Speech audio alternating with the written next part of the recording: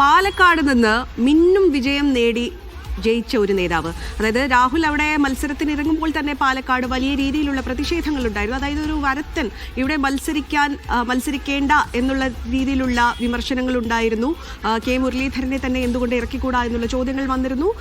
അതിനിടയിലൊക്കെയാണ് ഒരു ഷാഫി പറമ്പലിന്റെ പിൻഗാമി എന്ന നിലയിൽ ഉറച്ച ഒരു തീരുമാനത്തോടെ രാഹുലിനെ തന്നെ അവിടെ മത്സരിപ്പിക്കാൻ എത്തുന്നു. രാഹുൽ മിന്നും വിജയം നേടുന്നു. ആ പാലക്കാട് നിന്ന് തന്നെ രാഹുൽ ഇപ്പോൾ അറസ്റ്റിലായിരിക്കുന്ന വാർത്തയാണ് നമ്മൾ ഇന്ന് പുലർച്ചെ, അല്ലെങ്കിൽ ഇന്നലെ അർദ്ധരാത്രി നമ്മൾ ആ വാർത്തയാണ് കണ്ടത്. ഈ വിവാദങ്ങൾക്കെല്ലാം ഇടയിൽ രാഹുൽ കഴിഞ്ഞ പോളിംഗ് ഡേയിൽ രാഹുൽ ചിരിച്ചുകൊണ്ട് മാധ്യമങ്ങളെയൊക്കെ അഭിമുഖീകരിക്കുന്ന കാര്യങ്ങളും നമ്മൾ കണ്ടതാണ്. അതിനുശേഷം നേരെ MLA ഓഫീസിലേക്കാണ് രാഹുൽ പോയത്. ആ സ്ഥാനം രാജിവെച്ചിട്ടുണ്ടായിരുന്നില്ല. ഈ അവസരത്തിൽ രാഹുലിന്റെ രാജി പ്രതീക്ഷിക്കാമോ?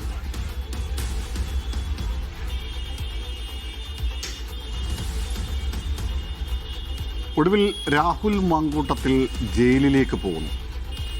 കഴിഞ്ഞ 2 കേസുകളിലും നിയമത്തിൻ്റെ പരിരക്ഷ ഉപയോഗിച്ച് അതിൻ്റെ നൂലിഴയിലൂടെ രക്ഷപ്പെട്ട് പുറത്തു ചാടിയ രാഹുലിന് പക്ഷേ ഈ കേസിൽ പോലീസിൻ്റെ സമർത്ഥവും തന്ത്രപൂർവവുമായ ഇടപെടലിൻ്റെ ഭാഗമായിട്ടാണ് ഇപ്പോൾ ജയിലിലേക്ക് പോകുന്ന അവസ്ഥയുണ്ടാകുന്നത്. ഈ കേസുമായി ബന്ധപ്പെട്ട് കൂടുതൽ വിശദാംശങ്ങൾ ഓരോ സമയത്തും പുറത്തു വന്നുകൊണ്ടേയിരിക്കുകയാണ്.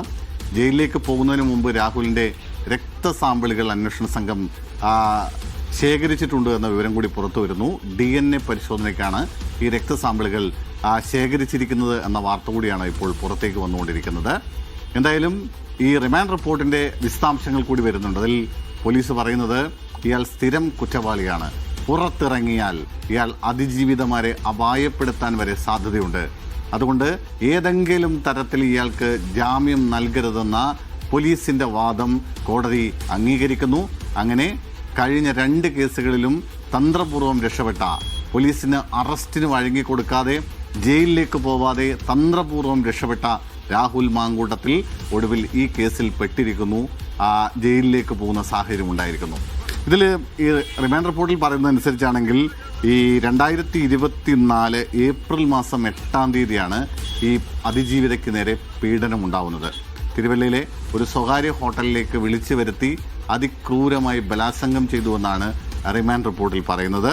ഇതുമായി ബന്ധപ്പെട്ട് IPC 376, 506(1) വകുപ്പുകൾ പ്രകാരമാണ് പോലീസ് FIR രജിസ്റ്റർ ചെയ്തിരിക്കുന്നത്.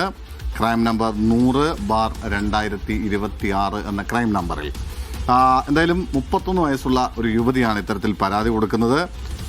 ലൈംഗിക പീഡനം മാത്രമല്ല, ഗർഭചിത്ര പരാതിയുണ്ട്, ഒപ്പം ഭീഷണിപ്പെടുത്തലുണ്ട്, പുറത്തിറങ്ങിയാൽ കൊന്നുകളയുമെന്ന് പറഞ്ഞ് ഭീഷണിപ്പെടുത്തി തുടങ്ങിയ കാര്യങ്ങളൊക്കെ ഉണ്ട്.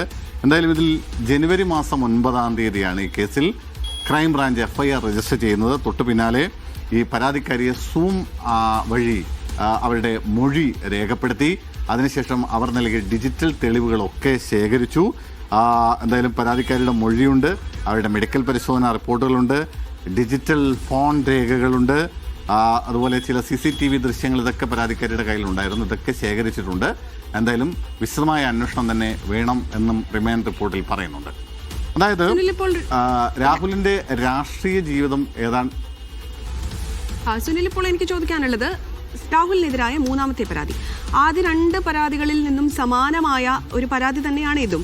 എന്നാൽ ആദ്യത്തെ പരാതിയിൽ രാഹുലിന്റെ അറസ്റ്റ് ഹൈക്കോടതി തടഞ്ഞിരുന്നു. 2ാമത്തെ പരാതിയിൽ മുൻകൂർ ജാമ്യം വിചാരണ കോടതിയിൽ നിന്ന് വന്നു. എന്നാൽ ഈ 3ാമത്തെ കേസിൽ, 3ാമത്തെ പരാതിയിൽ അതിൽ നിന്ന് വിഭിന്നമായി ഒരു അറസ്റ്റിലേക്കാണ് കാര്യങ്ങൾ നീങ്ങിയത്. അത് എന്തെല്ലാം ഘടകങ്ങൾ പരിഗണിച്ചുകൊണ്ടാണ്, മറ്റ് 2 കേസുകളിൽ നിന്നും വ്യത്യസ്തമായ എന്തെല്ലാം ഘടകങ്ങൾ പരിഗണിച്ചുകൊണ്ടാണ് ഈ അറസ്റ്റ് ഉണ്ടായിട്ടുണ്ടാവുക?